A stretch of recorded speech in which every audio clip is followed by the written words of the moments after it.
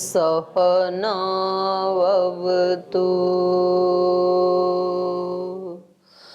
सहनौ भुनक्तु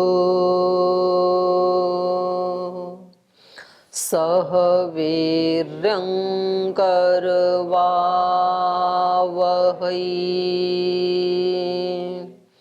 तेजस्विनावधीतमस्तु मा विद्विषावहै।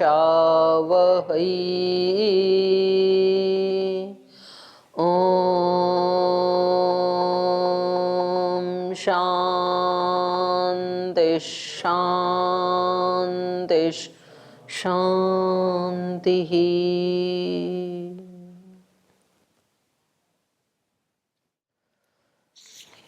तो चलिए वेदांत दर्शन के तृतीय अध्याय का तृतीय पाद। और पिछली कक्षा में हमने ये पढ़ा है कि ईश्वर के गुणों का उपसंहार व्यतिहार जैसे कर रहे थे पिछले प्रकरण में, ऐसे ही उपासना कर्मों का भी, उपासना की जो विधि है, कर्म हैं जो, उनका भी उपसंहार और व्यतिहार किया जा सकता है। तो इन्होंने कहा था मंत्र आदिवत अविरोध, जैसे यज्ञ कर्म में भिन्न भिन्न शाखा वाले मंत्रों का अविरोध है, ऐसे ही भिन्न भिन्न कर्मों का भी अविरोध ही मानना चाहिए। तो यहाँ इन्होंने ये दो प्रमाण दिए। मंत्र है ऋग्वेद का और इससे कर्म कर रहे हैं अध्वर्यु, और ये कर्म कर रहे हैं तैत्तिरीय संहिता का जो कर्म है, अर्थात जो यजुर्वेद की शाखा है, उसके साथ उसका विनियोग किया गया है। तो यदि कर्म विधि में उपसंहार व्यतिहार यदि नहीं होता तो यहाँ पर ऋग्वेद के ऋचा से यजुर्वेद में विनियोग, यजुर्वेद की शाखा के साथ विनियोग नहीं होना चाहिए था, फिर भी हो रहा है। ऐसे ही आगे प्रयाज शब्द जिन शाखा वालों के यहाँ नहीं पढ़ा गया है, मैत्रायणी संहिता वालों के यहाँ, वो भी प्रयाज के समान ही गुण विधि कर रहे हैं। ऋतवो वही प्रयाजः, ये जो ऋतु हैं ये क्या कर रहे हैं, ये भी 5 प्रकार का प्रयाज ही है। समानम अत्र होतव्या, तो ऐसे ही यहाँ पर आहुति देनी चाहिए। इति तत्र तथैव अत्र अपि एवमेव विज्ञेयं न हि विरोधो भवति। लेकिन ये कह रहे हैं अंग अंग की उपासना कर लेनी चाहिए, और उन अंगों में कहीं आवश्यकता है तो उपसंहार व्यतिहार भी कर लेना चाहिए, वो सब न्यायोचित है, वो सब ठीक माना जाएगा। लेकिन वैश्वानर उपासनायाम न अंग उपासना कार्या, लेकिन वैश्वानर की उपासना करनी है तो आपको फिर अंग उपासना नहीं करनी चाहिए, क्योंकि वैश्वानर शब्द ही अपने आप में क्या कह रहा है, संपूर्ण का द्योतक है। तो वहां पर अंगीन एव इति वर्ण्यते, वहां तो अंगी की ही उपासना करनी चाहिए, ऐसा शास्त्र का वचन है। तो सूत्र बोलिए, भूमन क्रतुवज्जायस्त्वं तथा ही दर्शयति। भूमनः जायस्त्वं क्रतुवत्, कह रहे हैं भूमा की उपासना जब करनी है, भूमनः, उस भूमा की उपासना में तो जायस्त्वम, जायस्त्वम माने ज्येष्ठत्व या श्रेष्ठत्व तब आता है जब पूरे की संपूर्ण की उपासना करें। कैसे? क्रतुवत, क्रतु कहते हैं दर्श पौर्णमास सहित जब याग किया जाता है तो वो क्रतु होता है, फिर उसकी संज्ञा क्रतु होती है। तो जैसे अपने यहाँ सामान्य यज्ञ करते हैं तो ईश्वर स्तुति प्रार्थना उपासना ये प्रकृति है ना, ये सब में की ही जाएगी। अग्न्याधान पंचघृताहुति तो ये सब में की ही जाती है। ऐसे ही दर्श पौर्णमास सभी यागों की मूल प्रकृति है। पहले दर्श पौर्णमास यज्ञ किया जाएगा, उसके बाद फिर सोमयाग या अश्वमेध जो भी बड़े याग हैं वो तब किए जाएंगे। तो वो याग पूरे तब होंगे जब पहले दर्श पूर्ण मास आदि कर लिया हो, माने दर्श पूर्ण मास सहित जो याग किया जाता है तब वो वैश्वानर बनेगा, वैश्वानर पूजा बनेगी, संपूर्ण उसका फल तब मिलेगा। तो ऐसे ही ये कह रहे हैं भूम्न जायस्त्वम क्रतुवत, भूमा की उपासना में जायस्त्व होना चाहिए, माने संपूर्णता होनी चाहिए, वो ही ज्येष्ठत्व श्रेष्ठत्व है भूमा की पूजा ही। कैसे? क्रतुवत, दर्श पूर्णमास आदि के समान। तथा ही दर्शयति, वैसा ही श्रुति भी दर्शा रही है, श्रुति भी वही कह रही है। क्वचित अध्यात्म ग्रंथे भूम्नः तदंग भूतस्य अल्पस्य च उपासना खलु एवं खलु एव एकेन एव नामना लक्ष्यते। कह रहे कुछ ग्रंथों में भूम्नः, भूमा की, और तद अंग भूतस्य अल्पस्य च, और उस भूमा के जो अंग भूत हैं अल्प, उसकी उपासना भी एकेन एव नामना लक्ष्यते, एक ही नाम से कही गई है। जैसे ये उदाहरण दे रहे हैं यहाँ पर, औपमन्यवः कम त्वम आत्मानम उपास्ये इति। तो ये जो है ना, ये छांदोग्य उपनिषद का वर्णन है, जहाँ पर जो राजा हैं कैकेयी राज अश्वपति, तो वो उस समय वैश्वानर की उपासना कर रहे थे। तो किसी ने उनको बताया, जो साधक थे, कि भाई आजकल तो वैश्वानर विद्या तो केवल अश्वपति के पास है, तो तुम्हें वो सीखनी है तो उनके पास जाओ। फिर वो उनके पास गए कि हम तो आपके पास वैश्वानर विद्या सीखने आए हैं। तो उन्होंने कहा कि पहले ये बताओ कि तुम क्या जानते हो, तुम उस ब्रह्म की किस रूप में पूजा करते हो। तो वो 4-5 जने हैं, 5 जने हैं शायद, तो वो एक एक बताते हैं कि हम तो द्युलोक की पूजा करते हैं, हम तो वायु की पूजा करते हैं, हम तो पृथ्वी की पूजा करते हैं, हम तो इस प्राण को ही ब्रह्म समझ करके पूजा करते हैं। तो फिर वो कहते हैं भाई तुम तो एक एक अंग की पूजा कर रहे हो, तो ये तो द्युलोक तो उसके धड़ के समान है, तो तुम तो केवल धड़ की पूजा कर रहे हो, और ये प्राण तो केवल, ये वायु तो केवल उसके प्राण की तरह, तो तुम केवल प्राण की पूजा कर रहे हो। और तुम्हें करना क्या चाहिए? संपूर्ण वैश्वानर की पूजा करनी चाहिए, उसके आंख नाक कान की पूजा नहीं करनी चाहिए, एक एक अंग की। तो ये उसका वर्णन है। तो वहां पर उपमन्यु नाम का एक व्यक्ति है, उन्होंने इनसे प्रश्न पूछा वैश्वानर उपासना के बारे में। तो राजा अश्वपति उनसे पूछ रहे हैं, औपमन्यवः कम त्वम आत्मानम, सॉरी कम त्वम, हाँ, आत्मानम उपास्य इति, आप कौन से उस परमात्मा की उपासना करते हो। यहाँ आत्मानम का मतलब है परमात्मानम, ब्रह्म, आप किस रूप में उस ब्रह्म की पूजा कर रहे हो। तो वो कह रहे हैं दिवमेव भगो राजन इति होवाच, हे राजन मैं तो इस द्युलोक की पूजा कर रहा हूं, जो ये सूर्य दिखाई दे रहा है केवल इसी की पूजा करता हूं मैं, तो इसी को ब्रह्म समझ के। एष वै सुतेजा आत्मा वैश्वानर यम त्वम आत्मानम उपास्ये। तो कह रहे हैं कि जिसकी आप उपासना कर रहे हो, एष वै सुतेजा आत्मा, ये तो उस वैश्वानर का सुतेज स्वरूप है। आत्मा का मतलब है यहाँ पर स्वरूप, तेज वाला है, ये तो उसका तेजस्वी स्वरूप है ये। यम त्वम आत्मानम उपास्ये, जिस ब्रह्म की आप उपासना कर रहे हो, ये तो उस ब्रह्म का तेजस्वी रूप है, इसको कहते हैं सुतेजा। इति अंगभूतस्य अल्पस्य वैश्वानरस्य उपासना, ये भी वैश्वानर उपासना है, लेकिन ये उस अंगभूत अल्प वैश्वानर की उपासना है, संपूर्ण की उपासना नहीं है। तस्य हवा एतस्य आत्मन वैश्वानरस्य मूर्धा एव। कह रहे हैं ये तो वो जो वैश्वानर आत्मा है, ब्रह्म है, उसकी मूर्धा एव, सुतेजा, सुतेजा नाम की उसकी ये मूर्धा है। चक्षुः विश्वरूपः प्राणः पृथक वर्त्मा आत्मा संदेहो बहुलो बस्तिरेव रई पृथ्वी एव पादौ। तो यहाँ इन्होंने एक एक के प्रश्न न लेकर के, प्रश्न एक का लिया, उत्तर सबका दे रहे हैं। तो उन्होंने एक एक रूप की उपासना करते थे, जो उसका उन्होंने नाम लिया, तो ये उनका उत्तर दे रहे हैं। बोले ये जो उपमन्यु नाम के व्यक्ति जो इस द्युलोक की पूजा कर रहे हैं, तो ये तो सुतेजा नाम का उसकी मूर्धा है। तो मूर्धा एवं सुतेजा चक्षु विश्वरूपः, तो ये उसका क्या है, चक्षु की जो उपासना कर रहा है, सॉरी, ये तो उसकी मूर्धा है, सुतेजा चक्षु विश्वरूपः, और ये उसका चक्षु भी है। और प्राण पृथग्वर्त्मा, और जो प्राण की पूजा कर रहा है वो क्या, किसकी पूजा कर रहा है, वायु की।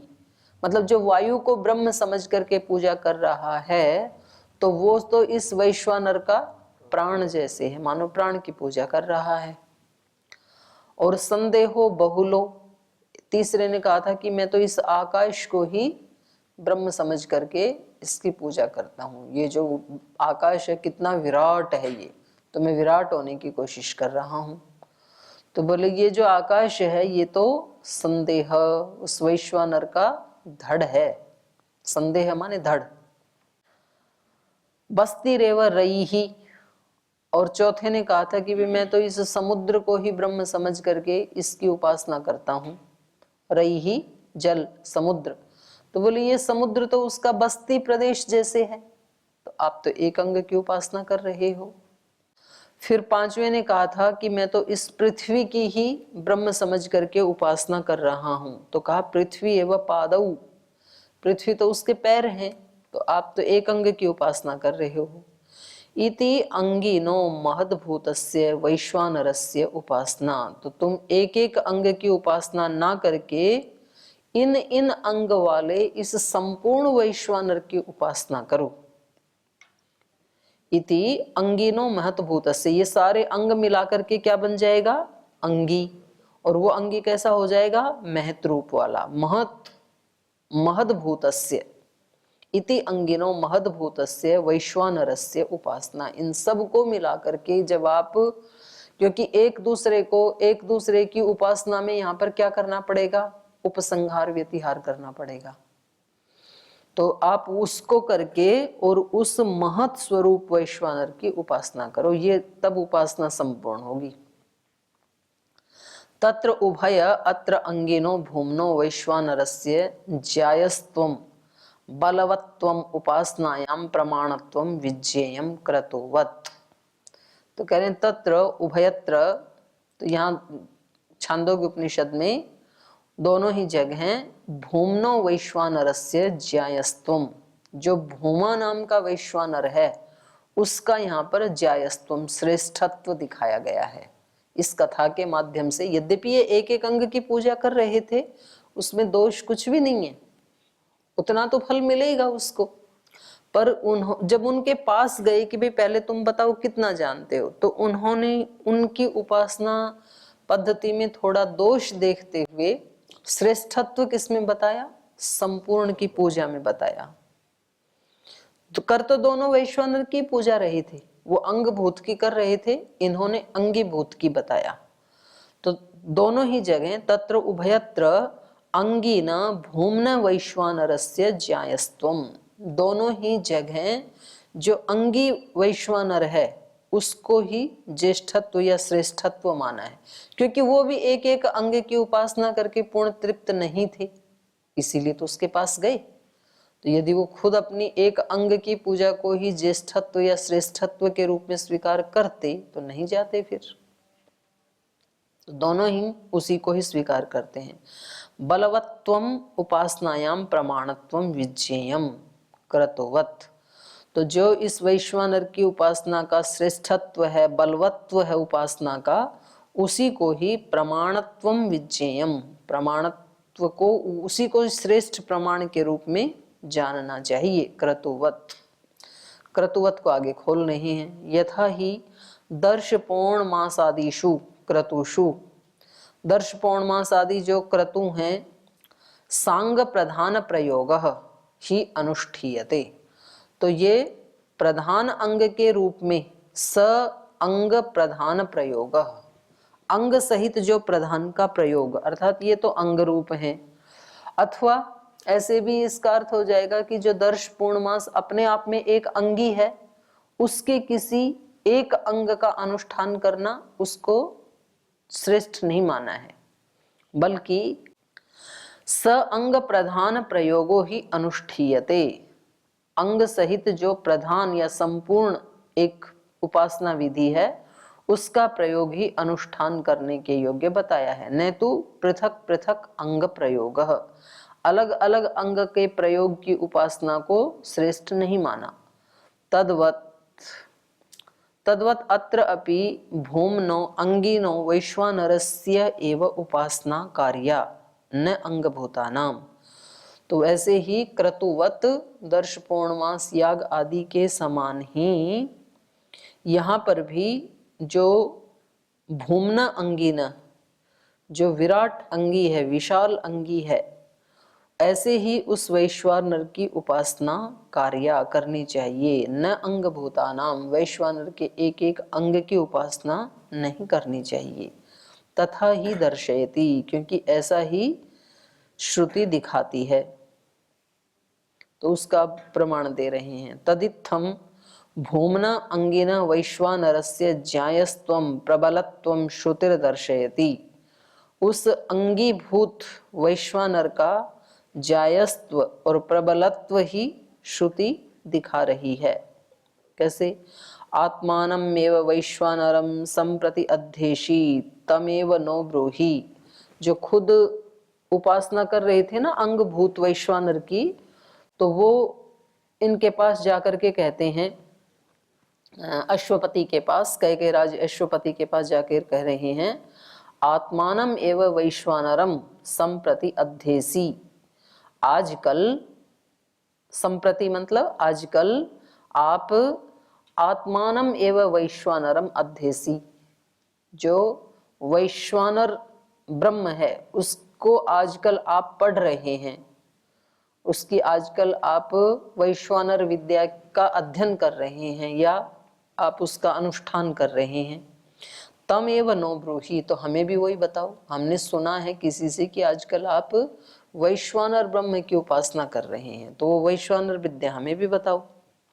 प्राचीन शालादयो अंगभूते वैश्वानर उपासने संतोषम अलभमानः ते अश्वपतिम गत्वा अपृच्छन्। तो बोले ये बात प्राचीन काल की है, और ये लोग कैसे हैं? शालादय, अच्छी शालाएं थी इनकी भी। तो शाला का मतलब स्कूल भी हो सकता है, गुरुकुल भी हो सकता है, मकान भी हो सकते हैं। यदि गृहस्थी थे तो इनके अच्छे धनवान लोग थे, घर आदि अच्छे थे। और यदि ये कहीं अध्ययन आदि कर रहे थे तो वो भी बहुत अच्छी शाला थी। नहीं, प्राचीन सल व्यक्ति का नाम है, उसको पांच व्यक्ति का नाम है, प्राचीन सल एक व्यक्ति का नाम है। नहीं नहीं नहीं, ये अर्थ नहीं है। तो यहाँ पर वो ही बता रहे हैं, प्राचीन शालादयो अंगभूते वैश्वानर उपासने, जिनकी अच्छी शालाएं थी, ऐसे जो व्यक्ति हैं वो अंगभूत वैश्वानर की उपासना करने में संतोषम अलभमान, संतोष प्राप्त न करते हुए, ते अश्वपतिम गत्वा अपृच्छन्, वो अश्वपति के पास जाकर उन्होंने पूछा। बहुवचन है ना ये। ते शाला, प्राचीन शालादयः, ऐसे है ना, ते आ गया ना, एक व्यक्ति का नाम नहीं है। प्रत्युवाच अश्वपति ही, तो अश्वपति ने उनको उत्तर दिया, सुतेजा आत्मा वैश्वानरो यम त्वम आत्मानम उपास्ये। बोले आप जिस वैश्वानर की पूजा कर रहे हैं वो तो सुतेज नाम का आत्मा है, परमात्मा है, एक अंग है वो उसका। मूर्धातु एव एष आत्मन इति होवाच। ये जो वैश्वानर पुरुष है, ब्रह्म है, उसकी केवल ये मूर्धा है जिसकी आप उपासना कर रहे हो। मूर्धा ते व्यपतिष्यत यन माम न आगमिष्य। तेरी मूर्धा गिर जाती यदि मेरे पास नहीं आता तो मूर्धा गिरने का मतलब है कि जो अल्प का उपासक होगा तो कहीं ना कहीं फिर उसकी बेइज्जती हो जाएगी ना, तो वही मूर्धा गिरना है। अगर आप केवल एक अंग की उपासना कर रहे होते और फिर आप कहीं जाकर के कहते कि मैं तो आजकल वैश्वानर ब्रह्म की उपासना कर रहा हूँ, और फिर कोई आपसे पूछते तो आप केवल एक ही अंग का उपदेश देते, तो फिर वो लोग आपको अल्पज्य मान करके आपका उपहास करते तो फिर आपकी मूर्धा गिर जाती। तो अच्छा हुआ आप मेरे पास आ गई, ये कह रही हैं। मूर्धा ते व्यपतिष्यत यन्माम न आगमिष्य इति अंग उपासनायाम दोषम प्रदर्श्य अंगिनो भूमनो वैश्वानरस्य उपासनाम तन्महत्वम च दर्शयति। तो कह रहे हैं इस प्रकार उनको, यहाँ तो एक का उदाहरण दिया है, ऐसे सभी को ही अंग उपासना में दोष दिखा करके, और जो अंगीभूत भूमनः जो विराट है उस भूमा वैश्वानर की उपासना का महत्व उसको बताया गया है वहां पर। स सर्वेषु लोकेषु सर्वेषु भूतेषु सर्वेषु आत्मसु अन्नम अत्ति। वहां पर यह बताया कि जो इस संपूर्ण वैश्वानर की भूमा रूप में उपासना करता है तो वो सर्वेषु लोकेषु सब लोकों में और सब भूतों में, सर्वेषु भूतेषु सर्वेषु आत्मसु सब आत्माओं में, अन्नम अत्ति माने किसी भी भोग को भोगने का अधिकारी बन जाता है, सब भोग उसको प्राप्त हो जाते हैं। इति यत्किंच अंगफलम तद अंगिनी अंतर्भूतम। तो बोलिए दूसरी दृष्टि से भी यदि देखें तो ये जो कुछ भी अंगभूत उपासनाएं हैं तो ये अंगिनी के अंतर्भूत ही आ जाते हैं। पुनः ततोपि अधिकम फलम संपद्यते, तो अंग का फल तो मिलेगा ही मिलेगा, और उससे अधिक अंगी की उपासना करेंगे तो कई गुना ज्यादा अधिक फल मिलेगा। तस्माद् अंगिनो भूमनो वैश्वानरस्य उपासना श्रेष्ठा। तो इसलिए जो अंगीभूत है, जो भूमा है, जो विराट है, ऐसे वैश्वानर की उपासना करना ही श्रेष्ठ है। तो जो उपासना करने वाले लोग हैं, दो प्रकार के लोग हैं ना। एक तो कोई लौकिक कामनाओं को लेकर के उपासना करते हैं तो तब तो उनको अंगभूत की ही करनी चाहिए, लेकिन जिनको मोक्ष प्राप्त करना है या अज्ञान का नाश करना है और इस हेतु से जो उपासना कर रहे हैं तो उनको फिर कूप मंडूक जैसे नहीं होना चाहिए। उनको फिर एक विराट हृदय और विराट विचार ही रखना चाहिए। ये इस वर्णन से स्पष्ट हो रहा है।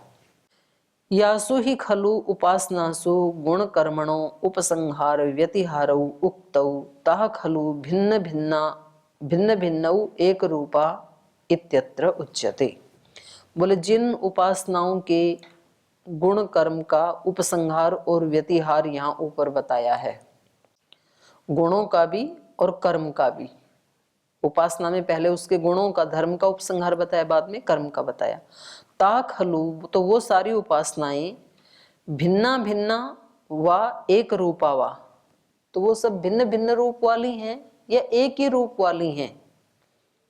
तो ये पूछ रहे हैं ये यहाँ पर, तो उत्तर दे रहे हैं नाना शब्दादि भेदात। करें नहीं, उपासना तो वो भिन्न भिन्न है। कोई छांदोग्य में बताई है, कोई बृहदारण्यक में, कोई तैत्तिरीय आरण्यक में, तो अलग अलग उपासनाएं बताई हैं तो भिन्न भिन्न, लेकिन भिन्न भिन्न होते हुए भी एक भी हैं। लेकिन यहाँ पर उनका भेद दिखा रहे हैं, नाना शब्दादि भेदात, क्योंकि अलग अलग शब्द का आश्रय लेकर के वो उपासनाएं बताई गई हैं, इसलिए उनमें भिन्नता है, भेद है। शब्दादि भेदात नाना, शब्दादि का भेद होने से वो एक नहीं है, सभी उपासनाएं अलग अलग हैं। शांत उपासित मनोमय प्राण शरीरे भारूपः एतद् ब्रह्म एतम इतः प्रेत्य अभिसंभवितास्मि इति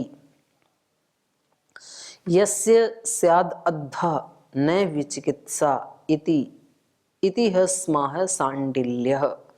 तो यहाँ पर पहले शांडिल्य उपासना के बारे में बता रहे हैं। ये शांडिल्य उपासना है। तो ये कैसे करते हैं? शांतः उपासितः, शांत होकर के उपासना करते हैं और शांति की प्राप्ति के लिए ही करते हैं। तो प्रयोजन अलग हो गया ना। शांतः उपासितः मनोमयः प्राण शरीरो भारूपः, तो तब ये कैसे हो जाते हैं? मनोमयः, मनन से योग्य, प्राण शरीर और भारूप ज्योति स्वरूप, एतद ब्रह्म एतम इतः, तो ऐसे उस ब्रह्म की उपासना करते हैं। ये कैसे ब्रह्म की? जो शांत है, जो मनोमय है, प्राण ही जिसका शरीर है माने प्राण स्वरूप, और भारूप ज्योति स्वरूप, ऐसे उस ब्रह्म को ये सांडिल्य विद्या वाले उपासना करते हैं, उपासित। और फिर क्या कहते हैं उसके बारे में? एतद ब्रह्म, ये जो मैंने प्राप्त कर लिया ये ही ब्रह्म है, जो शांत स्वरूप है, जो विवेक वाला है, जो प्राण शरीर है, जो भारूप है। एतद ब्रह्म एतम इतः प्रेत्य अभिसंभवितास्मि, और यहां से जाकर के मैं इसी ही ब्रह्म रूप वाला हो जाऊंगा, इस ब्रह्म को ही मैं प्राप्त कर लूंगा। इतः प्रेत्य, यहां से जाकर के माने इस शरीर के छूटने के बाद, ब्रह्म एतम अभिसंभवितास्मि इति, मैं इस ब्रह्म के स्वरूप वाला ही हो जाऊंगा, ऐसा उनको विश्वास है। यस्य स्याद अद्धा न विचिकित्सास्ति इति, और कह रहे हैं जिसको प्राप्त करके अद्धा निश्चित रूप से, न विचिकित्सा अस्ति इति, माने उसको कोई शोक, कोई संदेह, कोई कंफ्यूजन नहीं रहता है उस ब्रह्म को प्राप्त करने के बाद।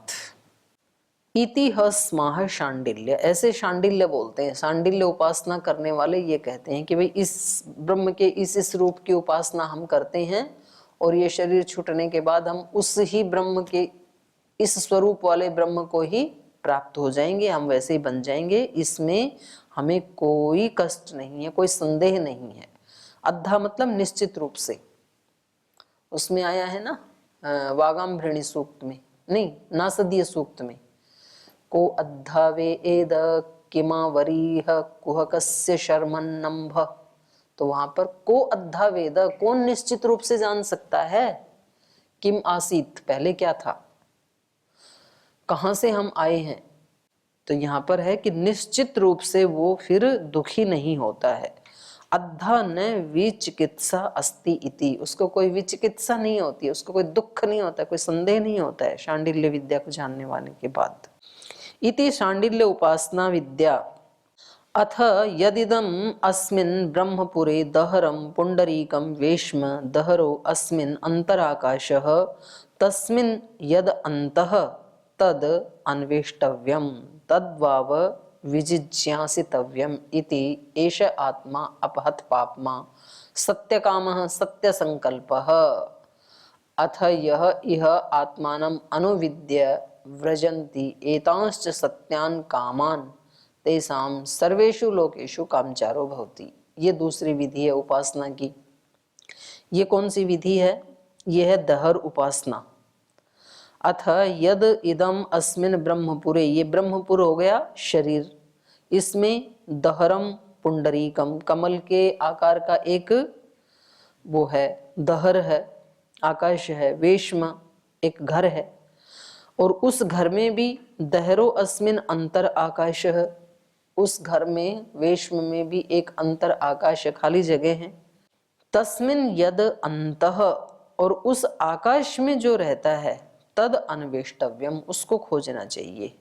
तद्वाव विजिज्ञासितव, निश्चित रूप से उसको जानना चाहिए। और वहां पर जो है जिसको जानना चाहिए वो कौन है? एष आत्मा अपहत पापमा, वो अपहत पापमा है, पाप नष्ट हो गए हैं जिसके, ऐसा है वो। सत्य काम है, जिसकी कामनाएं सत्य हैं, सृष्टि आदि की रचना करता है, ये कामनाएं तो है ही उसकी। सत्य संकल्प, उसके संकल्प सत्य हैं।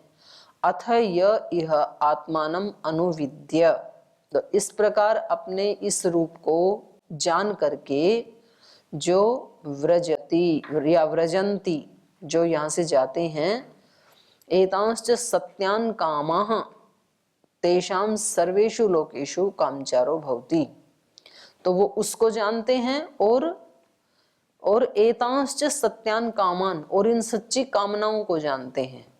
उस दहर में रहने वाले, खुले आकाश में रहने वाले ब्रह्म को जानते हैं, और उस ब्रह्म की इन सत्य कामनाओं को जो जानते हैं, तेषाम सर्वेषु लोकेषु कामचारो भवति, तो उनका कहीं काम अटकता नहीं है, सब जगह बिना किसी विघ्न के आना जाना हो जाता है। इति दहर उपासना विद्या, ये दहर उपासना विद्या है।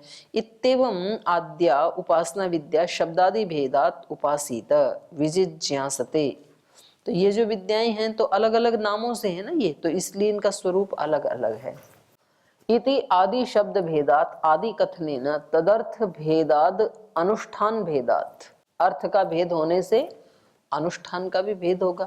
अर्थ का मतलब प्रयोजन, क्योंकि सबके शब्द अलग अलग हैं, सबके प्रयोजन अलग अलग हैं, तो उनके अनुष्ठान का भी तो भेद ही होगा ना। और फल भेदाच्च, अनुष्ठान का भेद है तो फल का भी भेद होगा। तो नाना भिन्ना भिन्ना एवं विज्ञेया, तो ये उपासनाएं भिन्न भिन्न है ऐसा ही मानना चाहिए। तो शेष कल पढ़ेंगे, आज ही विराम लेते हैं। ओम